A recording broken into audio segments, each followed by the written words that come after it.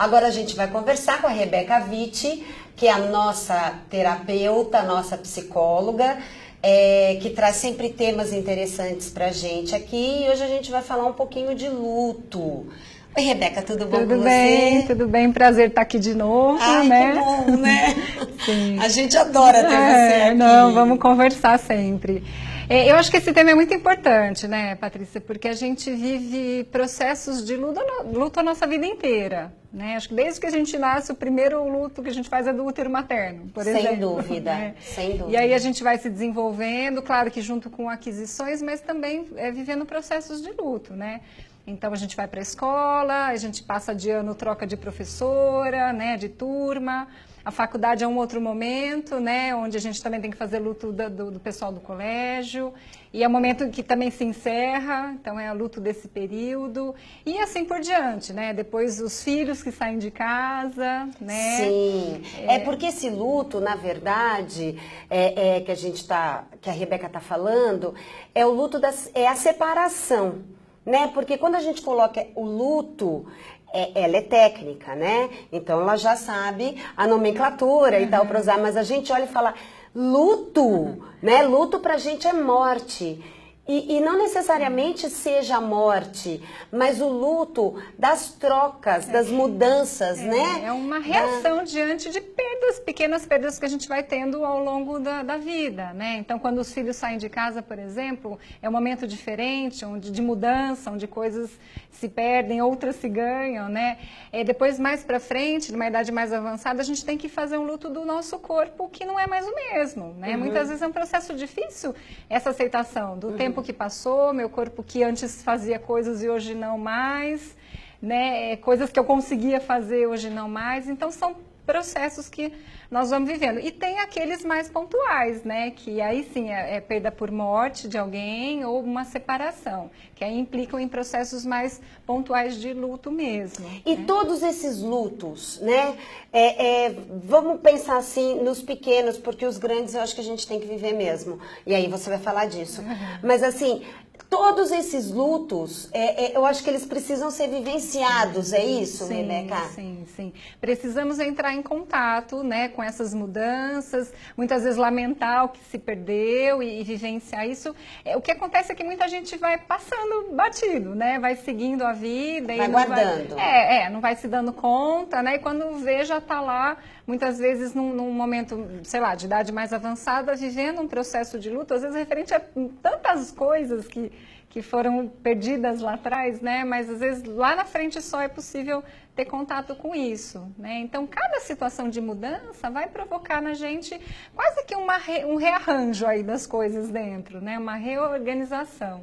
Certo. E que se for vivenciada na época, por exemplo, uma troca de colégio de uma criança para um outro colégio, pode... ela tem que sentir sim, né? Tem que ficar chateada, tem que ficar triste. E no caso das grandes emoções, essas são as menores, mas nós temos grandes, quer dizer, uma separação de casal, eu acho que é um luto muito grande, né? O luto propriamente do falecimento de alguém. E como é que isso funciona? Então, o luto, ele é uma reação à perda, né? É um processo que a gente vivencia como uma reação a uma perda. Quando a gente perde alguém significativo, e quem já perdeu sabe, né? A primeira reação que a pessoa tem, muitas vezes, ela fica atordoada, é de incredulidade, assim. A realidade parece que fica confusa, a pessoa acha que aquilo não está acontecendo com ela, uma espécie de sonho, de filme, né? Assim, isso não está acontecendo comigo, a ficha não cai, a gente fala, né? E aí, claro que os rituais, né, de funeral, de enterro, por exemplo, ajudam, porque está ali no concreto, né? Acho que ajuda um pouco a dar essa noção de realidade, né? E uma outra reação comum é de raiva, né? De muita raiva dos médicos que não fizeram o que puderam, da pessoa que morreu, como assim essa pessoa morreu, de quem deixou, né? Então, no caso de uma separação, quem foi embora. Depois dá muita culpa, né? A pessoa acha que poderia ter feito alguma coisa, mas se eu tivesse falado aquilo, se eu tivesse feito aquilo, poderia ter evitado, porque no fundo a gente se depara com uma impotência nossa muito grande diante da morte e de uma perda. A gente não tem controle, né, sim, sobre essas situações. Sim. Então, a impotência, ela é feroz, ela é tamanha, né, diante dessas situações. A gente fica, às vezes, tentando, mas o que eu podia ter, como se desse para ter algum controle, né, sobre isso. Então, muita gente, às vezes, fica passando na cabeça, né, coisas que poderia ter feito, que poderia ter falado, né, para ver se teria algum controle sobre isso, né? E passado esse início, né, de raiva, de culpa, eu acho que daí vem a dor maior, né, que é aquele sentimento da separação, tristeza, né? isso, Da né? separação propriamente dita, um né? processo mais depressivo, não necessariamente um quadro depressivo a pessoa desenvolve, mas uma tristeza profunda, onde há um recolhimento, a pessoa fica mais quietinha, mais introspectiva, isso é necessário, né? Porque muitas vezes a gente até querendo ajudar, né? Sai de casa, vamos conversar, não fica assim. Principalmente em caso de separação, sim, né? Que a pessoa se separou, sair, né? Aí quer virar menina de novo, né? Então, menino. E aí eu costumo comparar com uma gripe muito forte que a gente tem, que derruba a gente, por exemplo, né? Uma doença assim, que faz com que a gente precise ficar em casa. O nosso corpo está precisando descansar porque tem todo um processo de melhora acontecendo, ele está tentando se recuperar. Com a nossa mente é a mesma coisa, né? Tem todo um processo de elaboração acontecendo, né? Então a gente precisa ficar quietinho para que isso vá mesmo tendo uma transformação dentro. Então por isso que é importante respeitar o tempo da pessoa, né? De vivenciar aquela dor. Mesmo porque, se ela não vivenciar naquele momento, uma hora ela vai... Vem, né? Isso, uma hora ela vai precisar entrar em contato com tudo isso, né? Isso, Patrícia, perfeito. Porque o que acontece muitas vezes é que a pessoa, ela tem muita dificuldade de entrar em contato com aquela dor, porque, óbvio, é uma dor enorme, né? E aí é como se o luto, aquela dor ficasse paralisada dentro, ficasse camuflada, escondida, né? Mas depois vem a conta, né? Essa pessoa pode desenvolver um processo somático, então ela pode ficar doente, ela pode adoecer, né? Ou então aquilo fica quietinho, mas lá na frente, numa situação aparentemente banal, desencadeia, né, algum quadro mais grave, alguma depressão mais grave, porque tem alguma coisa que não foi vivida, né? Que não foi elaborada por aquela pessoa, né? E me diga uma coisa, no seu consultório, você tem muitas pessoas, ou as pessoas te procuram para isso, para vivenciar essa dor, ou para saber lidar um pouco melhor com essa dor? Porque eu acho que as nossas grandes dificuldades mentais, psicológicas, vamos colocar assim, numa fase adulta, ela vem dessas coisas mal resolvidas, desses lutos mal vividos, né? Sim, e aí, é aquilo que você falou, pode estourar ou a pessoa pode levar. Então, eu te pergunto, primeira pergunta, para a pessoa que está sofrendo isso, né? E que talvez às vezes sofra de uma maneira muito intensa, né? A ajuda de um profissional neste momento, ela é importante, ou quanto ela é importante, né? Para acalmar esse turbilhão, né, de emoções que a pessoa vai tendo. Sim, Patrícia, eu acho que assim, a pessoa, cada um também vive esse processo de um jeito, no seu tempo, na sua intensidade.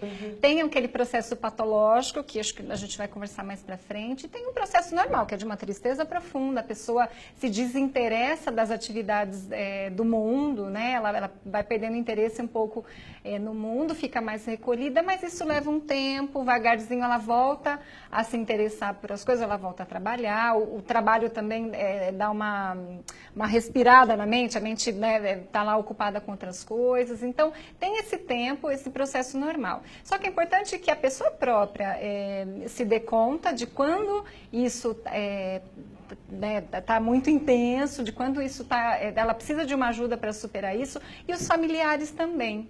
né, poderem ficar atentos, assim, entre o que é normal, que a gente tem que respeitar, né, e aquilo que já está entrando num processo mais melancólico, né, num processo mais patológico, onde a pessoa fica muito presa àquela perda. Sim, né, que se arrasta por anos. Né, até para as outras relações, sim, né? Sim. Então é importante que ou a própria pessoa se dê conta, e às vezes acontece, às vezes chega no consultório alguém que, olha, por favor me ajuda, porque eu não consigo sair dessa, né?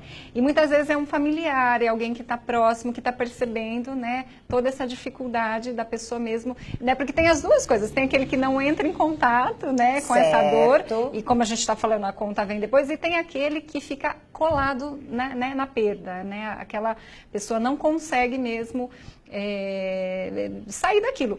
O Freud chamou, né, em 1917, de melancolia, né? Ele fala que é um luto patológico. Então tem o luto normal, né, e tem esse processo de luto patológico, né, onde não é o mundo que perde o interesse, né, é a própria pessoa que se sente desvalorizada, é desinteressante, né, então a raiva que ela teria do quem morreu, né, ou daquela situação de perda, a pessoa passa a fazer autoacusações ou ataques a si própria, né, e em casos mais graves tem o suicídio, né, porque a pessoa ela acaba que põe o morto dentro dela, né? Por exemplo, a pessoa que ela perdeu, né? Ela coloca dentro dela, e aí o que ela quer matar muitas vezes não é a si própria, mas é aquela sensação, isso, né? Exatamente. Aquela lembrança toda, né? Exatamente. E com criança, Rebeca, como é que isso funciona?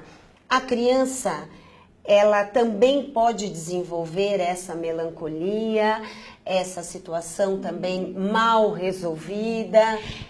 A criança ela vai sofrer também com tudo isso, né, Patrícia? Alguns adultos acham que querem poupar a criança, muitas vezes não contam, né, que é um parente muito próximo, às vezes é o pai, às vezes é a mãe, né? Certo. Alguém muito próximo não contam, ou contam uma historinha que foi viajar, né? E a criança até mais ou menos uns 4 anos, ela ainda não tem muita noção do que é a morte, mas ela vai sofrer também, ela vai sentir a perda, né? E aí a história da estrelinha muitas vezes ajuda, porque a criança ainda não tem muita representação da morte, mas ela sabe, bom, então, sei lá, minha mãe não está mais aqui, mas ela está em outro lugar, está ali no céu, que é um outro lugar onde eu não vou ter acesso, né? Um pouco para ajudar a simbologia mesmo, né? A criança simboliza isso. Mas é preciso conversar, claro que na linguagem da criança, coisas simples, né? Sobre o que aconteceu, ficar disponível para todas as perguntas que a criança tiver, né, toda a curiosidade, como que aconteceu, e poder ir respondendo na medida do possível, ficar disponível para isso, né, porque às vezes eu percebo que fica um tabu, assim, né, fica uma coisa que... Não falada, né? Não pode falar para não fazer sofrer, e às vezes é até o contrário, né, essa criança precisa falar com alguém disso, né. E aí fica atento, né, às reações da criança, porque às vezes aparentemente está tudo bem, mas aí ela não dorme à noite, aí ela não vai mal na escola, né, alguma coisa nesse sentido que pode estar apontando para uma dificuldade de lidar com essa perda. Uhum. Agora a Rebeca vai passar para vocês todo o contato dela.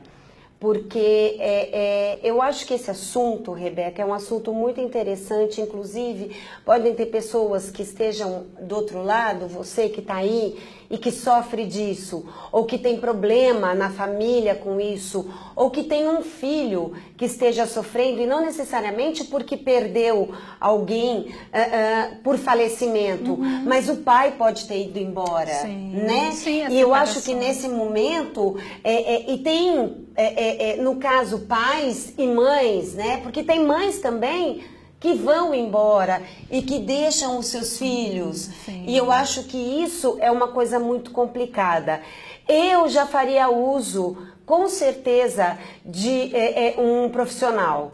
Porque eu acho que é difícil, até mesmo a mãe ou o pai podem estar também sofrendo a mesma situação, e podem não conseguir amparar da maneira que deveria ter sido amparada essa criança, né? Esse adolescente, né? Muitas vezes os filhos até percebem isso e evitam, né, de conversar ou de tocar nisso para não ter uma sobrecarga nos pais. Sim. Mas eles também estão precisando de um lugar para conversar, de um espaço para poder falar para serem ouvidos também, sim, né? Sim. Então, Rebeca, passa o seu contato, por favor. Tá, eu estou na Bela Vista, número 22, o telefone é o 3402-3077. Acho que é um tema que teria tanta coisa para conversar. Eu acho que não vai ser uma vez só, não. Sim, não. A gente vai ter que retomar isso. Sim. E você tem e-mail, alguma coisa para contato? Tenho sim. Eu tenho o Reviti, né, REVITTI, @gmail.com. Se quiserem mandar sugestões de temas para a gente conversar, dúvidas, né, questões, eu posso responder, né? Então, fiquem muito à vontade, né? E aí, a próxima a gente está aqui de novo, né? Sem dúvida. E também vocês podem estar mandando dúvidas, opiniões, questionamentos, enfim, para o nosso e-mail, para o nosso endereço, que é essência de ser tv@gmail.com. Essência de ser tv@gmail.com. Rebeca, é um assunto que a gente ficaria vários programas conversando sobre isso. E eu acho que a gente pode até voltar numa outra oportunidade a falar disso, né? Porque é tão interessante, é interessante para você falar pra gente e pra gente tá tentando descobrir uma maneira de conseguir falar melhor sobre isso com as pessoas que a gente gosta. E a Rebeca tinha uma frase que ela queria falar hoje aqui no programa que eu amei. Gente, eu vou usar essa frase pra mim. Porque antes de começar a gente estava falando, né, do processo da melancolia, que eu fui bem sucinta, isso é bem mais complexo. E eu contei da Maísa, aquela cantora, que era uma melancólica de carteirinha, né? Ela sofria, vivia perdas e lutos. E aí ela tem uma música que fala, né? Porque quando né, a pessoa tá nessa dor, é como se o mundo tivesse caído, o chão cai, o mundo cai, né? E aí a música dela é o seguinte, né? Se meu mundo caiu, eu que aprendo a levantar, né? Vamos aprender a levantar, né, gente? Porque o mundo da gente cai e a gente levanta. E é assim que caminha a humanidade, a vida, é assim que a gente vai ganhando as nossas experiências para poder passar por novos lutos, por novas situações de conquistas, por novas situações de perda, né? Rebeca, muito obrigada por você estar vindo aqui sempre. A gente está muito feliz com você e eu acho que você tinha que ficar aqui toda hora, todo dia, passando essas coisas pra gente, né? Sim. Obrigada, eu que agradeço. Semana que vem estamos aqui, né? Perfeito.